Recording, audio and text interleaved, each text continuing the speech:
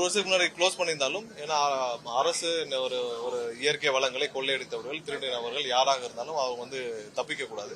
So அதுல என்னென்ன violations இருக்குன்னு அனைத்து அசஸ்மெண்ட்டும் பண்ண சொல்லி மைன்ஸ் டிபார்ட்மெண்ட்டுக்கு உத்தரவிடப்பட்டுள்ளது. ஸோ அவர்கள் வந்து கம்ப்ளீட்டா இதுவரை வந்து கடந்த 7-8 ஆண்டுகளாக இயங்கி வந்த குவாரிகள் எதெல்லாம் வந்து மூடப்பட்டிருக்கு, இல்ல இப்ப கரண்டா இருக்கிற குவாரிகள் அனைத்தையும் அசஸ் பண்ணி எதெல்லாம் வந்து விதிமுறைகள் மீறி செயல்பட்டு இருக்கோ அனைத்து மீது நடவடிக்கை எடுக்கும் வேலைகளை துவங்கியிருக்காங்க. ஸோ அசஸ்மெண்ட் வேலைகளை துவக்கப்பட்டிருக்கு. ஸோ அவங்க எல்லாம் முடிச்ச பிறகுதான் நம்ம ஒரு கன்க்ளூஷனுக்கு வர முடியும். அதற்கான வேலைகள் நடைபெற்று வருது. ஸோ எங்கேயுமே வந்து இல்லீகல் குவாரிஸ் கண்டிப்பா அனைத்து இல்லீகல் குவாரியும் நிறுத்தப்பட்டு விட்டுச்சு. கடந்த வாரமே வந்து பல குவாரிகள் வந்து சஸ்பெண்ட் பண்ணப்பட்டிருக்கு. இல்லீகல் குவாரி அனைத்தும் மூடப்பட்டிருக்கு. எங்கெல்லாம் திருட்டுத்தனமாக மணலோ இல்ல கிராவலோ சவுடோ எடுக்கப்பட்டதோ அதெல்லாம் நிறுத்தப்பட்டிருக்கு. ஸோ இதெல்லாம் இன்னைக்கு வந்து துவக்கப்பட்டிருக்கு. அது இல்லாமல் வர காலங்களில் மதுரை மாவட்டத்தில் பாத்தீங்கன்னா பெரிய அளவுல கழிவு நீர்கள் கால்வாய்கள் இல்லாமல் இருக்கு. ஸோ இந்த கழிவுநீர் கால்வாய்களை சீரமைக்கும் பணிகள்ல என்னென்ன மாதிரி திட்டங்கள் கொண்டு வரதுக்கான ஆய்வுகள் இப்பதான் துவக்கப்பட்டிருக்கு. ஸோ இதெல்லாம் முடிவடைய பல காலம் எடுத்தாலும் உடனடியாக ஒரு சில இடங்களில் வந்து மக்கள் பெரும் அவதியில் இருக்காங்க இந்த கழிவு நீர்களை வெளியேற்றுவதற்கான வேலை. ஸோ அவங்களுக்கு டெம்பரரி ஸ்கீம்ஸ் ஏதாவது போட முடியுமான்ற அசஸ்மெண்ட் எடுத்திருக்கு. ஏன்னா பெரிய அளவுல ஒரு திட்டங்கள் கொண்டு வரணும், அது பல ஆண்டுகள் எடுக்கும். பட் இப்போ வரைக்கும் டெம்பரரி சொல்யூஷன்ஸ் என்ன கொடுக்க முடியுன்ற ஆய்வுகளையும் எடுக்க அவங்ககிட்ட கார்பரேஷன்ல சொல்லி பேச சொல்லியிருக்கோம். ஸோ அவங்களும் அது சம்பந்தமாக திட்டமிட்டு அடுத்த ஒரு சில வாரங்களில் அந்த ஆய்வுகளை முடித்து விட்டு வருவார்கள். ஸோ டெம்பரரியா அவங்களுக்கு வந்து இப்ப கழிவு நீர்கள் வெளியேற்றுவதற்கான திட்டங்கள் என்ன இருக்குன்னு சொல்லணும். அது வந்து எப்படி செய்யணும்னு சொல்லி செயல்படுத்த சொல்லியிருக்கோம். அடுத்ததான் மதுரை மாநகராட்சியில உங்க எல்லாம் தெரியும், அந்த மதுரை மாநகராட்சி ஊழல் பற்றி உங்க எல்லாருக்கும் தெரியும். ஸோ இதுல ஆட்சியர் கலெக்டர் அவர்களும் மாநகராட்சி கமிஷனர் புதுசாக பொறுப்பேற்றிருக்கார். அவர் அடுத்த இல்ல ஒரு சில நாட்களை ஜாயின் பண்ணிடுவார். ஸோ இவங்க அனைவரும் சேர்த்து கண்டிப்பா திரும்பவும் ஒரு அசஸ்மெண்ட் பண்றதுக்கான வேலைகளை இன்னைக்கு பேசியிருக்கணும். முழு அளவிலான ஒரு அசஸ்மெண்ட் செய்யப்பட்டு கண்டிப்பாக யார் யாரெல்லாம் வயலேஷன் இருந்தாங்களோ கடுமையான நடவடிக்கை எடுக்கப்படும். ஸோ முழு அளவிலான கம்ப்ளீட் அசஸ்மெண்ட் வந்து செய்யறதுக்கான வேலைகளை இன்று ஆலோசிச்சிருக்கிறோம். விரைவில் மாவட்ட ஆட்சியர் மற்றும் கார்பரேஷன் கமிஷனர் அனைவரும் ஆலோசித்து விட்டு இது எப்படி துவங்கலாம், கண்டிப்பா எல்லாத்தையும் திரும்ப ரீஅசஸ்மெண்ட் பண்ண வேண்டிய கட்டாயத்தில் இருக்கிறோம். ஏன்னா இவ்வளவு பெரிய வயலேஷன்ஸ் கண்டிப்பா கிட்டத்தட்ட அரசுக்கு பல 100 கோடி வருவாய் இழப்பு ஏற்பட்டிருக்கு. எந்தெந்த வருடத்தில் ஏற்பட்டது, எதனால் ஏற்பட்டது, திரும்பவும் அதை வந்து நம்ம இதை வச்சுட்டு சஸ்டெயின் பண்ண முடியாது. ஸோ அதெல்லாம் ரீஅசஸ்மெண்ட் பண்றாங்க வேலைகளை எப்படி துவக்குவதுன்ற திட்டமிடும் வேலைகளை பணிகளை அவர்கள் பேசிட்டு வருவாங்க. ஒரு சில நாட்கள்ல அதை பேசி முடித்த பிறகு மாவட்ட ஆட்சியரும் கமிஷனரும் சேர்ந்து அறிவிப்புகளும் வெளியிடுவாங்க. ஸோ அதுக்கப்புறம் திட்டமிட்டு கண்டிப்பா விரைவில் அனைத்து அசஸ்மெண்ட்டையும் முடிச்சு இதை எங்கெங்க தவறு இழைக்கப்பட்டதோ அது கண்டிப்பா அதற்கான வழக்குகளும் ப்ராப்பரா முறையாக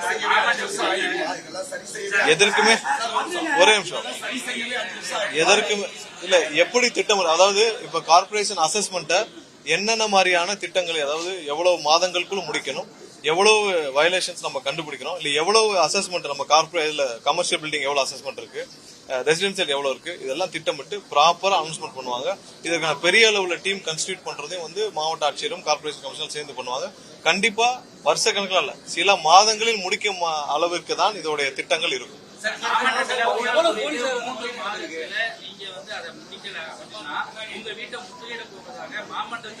அவ்வளவுதான். எல்லா இடத்துலயும் என்னென்ன இடத்துல ஊழல்கள் இருக்குதோ அதை விரைவில் ஐடென்டிஃபை பண்ணி கண்டிப்பா அனைத்தும் வழக்குகள் ப்ராப்பரா விசாரிக்கப்பட்டு யார் யார் தவறு செய்திருந்தாலும் அவர்கள் மீது நடவடிக்கை உறுதியாக எடுக்கப்படும். ஏன்னா எல்லாமே வந்து எங்கேயும் ஒளிஞ்சு போல, எங்கெங்கெல்லாம் வந்து தவறாக ப்ராப்பர்ட்டி டாக்ஸ் இல்ல அசஸ்மெண்ட் சரியா பண்ணாம எங்கெங்கெல்லாம் வந்து ஊழல் அளிக்கப்பட எல்லாருக்கும் டாக்குமெண்ட் இருக்கு. எந்த வருஷம் அவங்க கரண்ட் கனெக்ஷன் எடுத்தாங்கன்னு இருக்கு, எந்த வருஷம் அவங்க வீடு கட்டினாங்கன்னு இருக்கு, எப்போ பிளான் அப்ரூவல் வாங்கினாங்கன்னு இருக்கு, எந்த வருஷம் அங்க எந்த கவுன்சிலர் இருந்தாங்க, இல்ல எங்க ஜோனல்ல யாரு மண்டல தலைவர் யார் இருந்தா, யாரு மேயரா இருந்தா, எல்லாமே இருக்குது. சோ அதனால ப்ராப்பர் அசஸ்மெண்ட் என்னைக்கும் அதுல இருந்து யாரும் தப்பிக்க முடியாது. இப்ப இருக்கிற அதுல பலர் வந்து அவங்களுக்கே தெரியாமல் அங்க இருக்கிற கவுன்சிலரோ யார் மூலமும் மிரட்டப்பட்டு இல்ல லஞ்சமாக கொடுக்கப்பட்டு அவங்க இருக்கலாம். சோ அவங்களுக்கே தெரியாமலும் இருக்கலாம், அவங்களே இந்த மாதிரி ப்ராசஸே தெரியாம இருக்கலாம். சோ அவர்களுக்கெல்லாம் இது ஒரு விழிப்புணர்வு. கண்டிப்பாக விரைவில் இதுக்கு ஒரு திட்டங்களோடு மாவட்ட ஆட்சியரும் கமிஷனரும் சேர்ந்து வருவாங்க.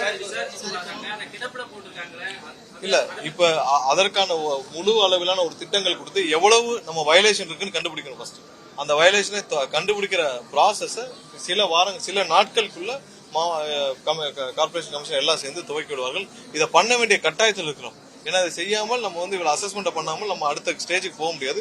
மிகப்பெரிய அளவுல பல 100 கோடி இழப்பு இருக்கிறதா நமக்கு வர்ற தகவல் சொல்லுது. சோ அதை நம்ம விரைவாக எல்லாம் முடிக்கிற கட்டாயத்தில் இருக்கும். கண்டிப்பா எங்கேயுமே அந்த மாதிரி ஏதாவது ஸ்பெசிபிக்கா இருந்தா சொல்லுங்க. எல்லா இடத்துலயும் கடைகள் பார் எல்லாமே சேர்த்துதான் மூடப்பட்டிருக்கு. கடைகள் இல்லாமல் பார்கள் இயங்கக்கூடாது. அது சட்டப்படி குற்றம்.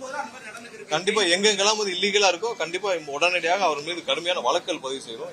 எங்கேயுமே யாருக்கும் வந்து அந்த மாதிரியான ரைட்ஸும் கிடையாது. கண்டிப்பா கடுமையான நடவடிக்கை எடுக்கும். சட்ட போராட்டத்தில் இருக்கிற திருப்பூர் மலை மேல வந்து தீப இந்த அரசு என்ன விதமான இல்ல, நாங்க இது வந்து தெளிவா பல முறை சொல்லியாச்சு. திருப்பூர்ன்ற விவகாரத்தில் ரொம்ப தெளிவா சொல்லியாச்சு. மக்கள் வந்து அமைதியை விரும்புகிறார்கள். இதுக்கு முன்னாடி என்ன 2 வருஷத்துக்கு முன்னாடி என்ன சூழ்நிலை இருந்தோ அதே தான் எல்லாரும் தொடர வேண்டும் என்று விரும்புகிறார்கள். மக்கள் அமைதியை தான் விரும்புறாங்க. இதுல இதான் அரசுடைய கொள்கையும். இதுல எந்த மாற்று கருத்தும் கிடையாது. இதுல பெரும்பாலான மக்கள் 2 வருஷத்துக்கு முன்னாடி என்ன சூழ்நிலை இருக்கோ அமைதியான சூழ்நிலை தான் எங்களுக்கு வேணும்னு நினைக்கிறாங்க. அதே தான் தொடரணும்னு நாங்களும் அரசும் நினைக்குது. இதுதான் நாங்க முன்னாடியும் சொல்லிட்டு இருந்தோம். 2 வருஷத்துக்கு முன்னாடியும் 10 வருஷத்துக்கு முன்னாடி எப்படி இருந்துச்சோ அதே சூழ்நிலை தான் தொடர வேண்டும் என்று அனைவரும் விரும்புகிறோம். அமைதியாக இருக்கும். இதுல யாரும் எந்த மதவாத சக்தியும் உள்ளே வந்து அரசியல் செய்ய நாங்கள் 100% அனுமதிக்க மாட்டோம்.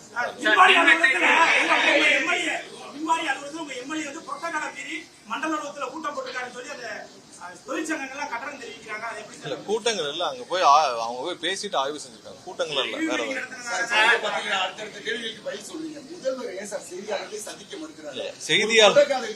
ஒரு நிமிஷம் இருக்க. செய்தியாளர்களை சந்திக்க யாரையும் பார்த்தும் பயம் இல்ல.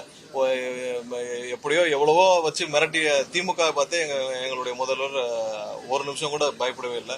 இதெல்லாம் வந்து யாருக்குமே பெரிய விஷயமும் கிடையாது.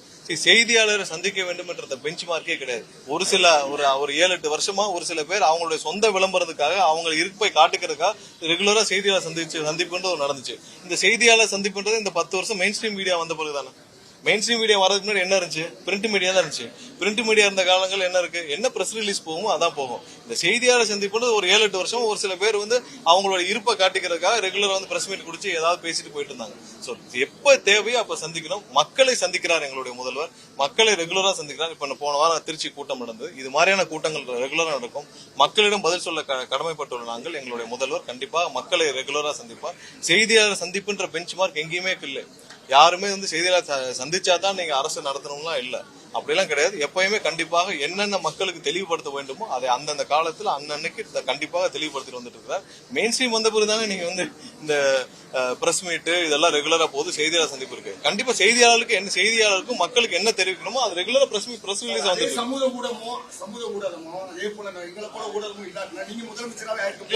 நாங்கள் யாரும் ஊடகத்தை ஒரே நிமிஷம் யாரையும் வந்து புறந்தள்ளவும் இல்லை, யாரையும் குறைச்சு சொல்லவும் இல்லை. செய்தியாளர் சந்திச்சாதான் நீங்க இருக்கணும்னு சொல்றீங்கல்ல, அந்த பெஞ்ச் மார்க்கை நீங்களா பிக்ஸ் பண்ணிக்கிட்டீங்க. நான் சொல்றேன் கண்டிப்பா செய்தியாளர் அரசு சார்பாகவும் கட்சி சார்பாகவும் நாங்கள் சந்திச்சுட்டு தான் இருக்கோம். ஆனால் முதல்வர் சந்திச்சே ஆகணும்ன்ற கட்டாயம் வந்து நீங்க எந்த பெஞ்ச் மார்க் வச்சு பிக்ஸ் பண்றேன்னு சொல்றோம். இப்ப சில ஆண்டுகள் தானே இது ரெகுலரா இருக்கு. அதுக்கு முன்னாடி உங்களுக்கு லைவ் ஸ்ட்ரீமிங்கே இருக்கு. லைவ் ஸ்ட்ரீமே இல்லாத காலத்துல எப்படி செய்தியாளர் சந்திப்பு நடந்துச்சு? சோ அதுக்கான பெஞ்ச் மார்க் நீங்களா உருவாக்கிக்கிட்டு பண்ணாதீங்க. கண்டிப்பாக செய்தியாளர்களுக்கு என்ன மாதிரியான அறிவிப்புகள், என்ன செய்தியாளருக்கு மக்களுக்கு என்ன தெரிவிக்குமோ அது உங்க மூலமாக டெய்லி அறிவிப்புகள் வந்துட்டு இருக்கு. அப்புறம் என்ன அதை பத்தி நம்ம என்ன கருத்து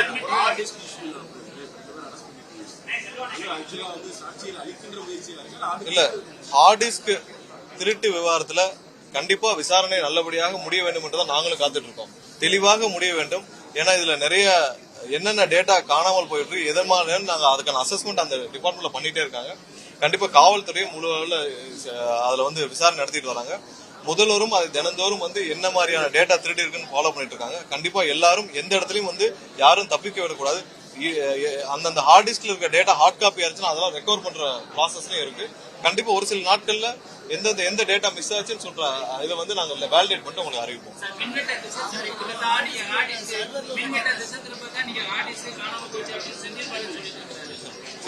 நான் தான் சொன்னேன், நம்ம உத்தமர் செந்தில் பாலாஜிக்கு வந்து ஹார்ட் டிஸ்க் திருடு போச்சுன்னா உடனே யாருமே பேசாம நம்ம உத்தமர் செந்தில் பாலாஜி மட்டும் டக்குனு ஏன் வந்தான்னு தெரியல. அவர் யாராவது கூப்பிட்டாங்களா? இல்ல செந்தில் பாலாஜி தான் திருடுனாலும் யாராவது சொன்னாங்களா? இல்ல செந்தில் பாலாஜி சொல்லிதான் யாராவது திருடுனாங்கன்னு சொன்னாங்களா? யாருமே இல்லாமல் நானும் அதுக்கு முன்னாடி என்ன பிரஸ் மீட் சொன்னேன், காவல்துறை விசாரிச்சுட்டு இருக்காங்க, விசாரணை முடியும் பிறகு சொல்றோம்னு சொன்னோம். டக்குன்னு செந்தில் பாலாஜி வந்து திசை திருப்பான் ஏன் உடனே வந்து ஆஜரானான்னு தெரியல. உத்தமர் செந்தில் பாலாஜிக்கு வந்து முதல்ல என்ன நடந்துச்சுன்னு விசாரணை முடியட்டும். முடிஞ்ச பிறகு தெரியும். இப்ப எதுவுமே சொல்லாமல் திடீர்னு செந்தில் பாலாஜி ஆஜரானதுல இருந்து எல்லாருக்கும் ஒரு சந்தேகம் வருது, இவர் ஏன் திடீர்னு வந்து பதில் சொல்றாங்க. அதான் நிறைய பேர் பத்திரிகையிலும் போட்டிருந்தாங்க, திடீர்னு ஏன் செந்தில் பாலாஜி வந்து இந்த விவரத்தில் ஆஜராகி இப்போ சொல்றாருன்னு. எந்த இடத்துலயும் வந்து நாங்களும் விசாரணை முடியட்டும் தான் சொல்லியிருந்தோம். திடீர்னு ஏன் செந்தில் பாலாஜி அன்னைக்கு வந்து பிரஸ் மீட்ல இதை வந்து பேச வேண்டிய கட்டாயம் என்ன, அவ்வளவு பயம் செந்தில் பாலாஜி. ஆர்டிஸ்ட்க்கு காண போன உடனே யாருமே பேசாமல் முதல் ஆளாக செந்தில் பாலாஜி வந்து ஏன் இதை பத்தி அட்ரஸ் பண்ண வேண்டிய கட்டாயத்தில் இருக்கிறார். இந்த கொஸ்டின் நீங்க தான் அவர்கிட்ட கேட்கணும். வேற இல்ல அது சம்பந்தமாக முதல்வர் முடிவு எடுத்து இல்ல முதல்வர் முடிவு எடுப்பார். யாரு வேணாலும் அரசியல் கட்சி துவங்கலாம். அது அவங்களுக்கு அந்த முழு சுதந்திரம் இருக்குது. அது அவங்களுடைய கட்டாயம், அவங்களுடைய காலத்தின் கட்டாயம், அவங்களுடைய தேவை. நம்ம என்ன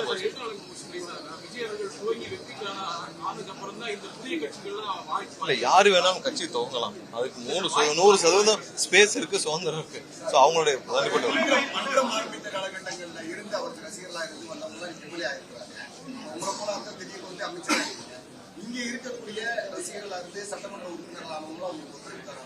இல்ல அப்படியெல்லாம் கட்சியில் கண்டிப்பாக எல்லாருக்கும் கண்டிப்பாக முதல்வருக்கு முழு அளவிலான முதல்வர் போடும் உத்தரவுகளுக்கு முழு அளவிலான ஒத்துழைப்புகள் இருக்கு. எல்லாரும் இணைந்துதான் செயல்படுறோம்.